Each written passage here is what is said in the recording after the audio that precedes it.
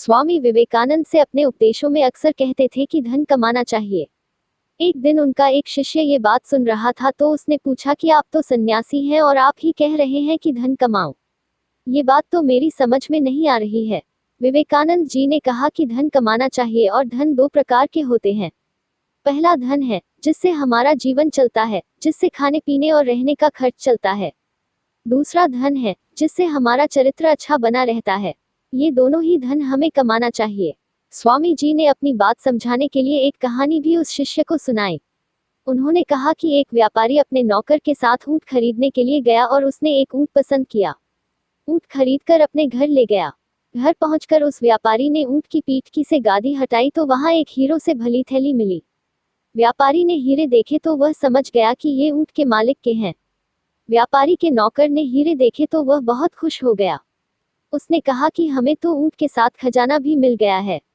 व्यापारी ने उससे से कहा कि हम सिर्फ ऊंट खरीद कर लाए हैं, इन हीरों पर अपना कोई हक नहीं, इसलिए हमें ये लौटाने होंगे।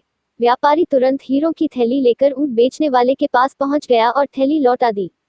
ऊंट का व्यापारी अपने ग्राहक की ईमानदारी देखकर बहुत खुश हुआ। उसने ग्राहक को एक हीरा देने की इच्छा बताई, लेकिन ईमानदारी व्यापारी ने हीरा लेने से मना कर दिया। जब हीरो के मालिक ने बार बार हीरा रखने की बात कही तो ऊंट खरीदने वाले ने कहा कि मैंने तो पहले से ही 2 हीरे रख लिए हैं। ये बात सुनते ही हीरो का मालिक गुस्सा हो गया। उसने तुरंत ही थैली के हीरे गिने तो वह पूरे थे।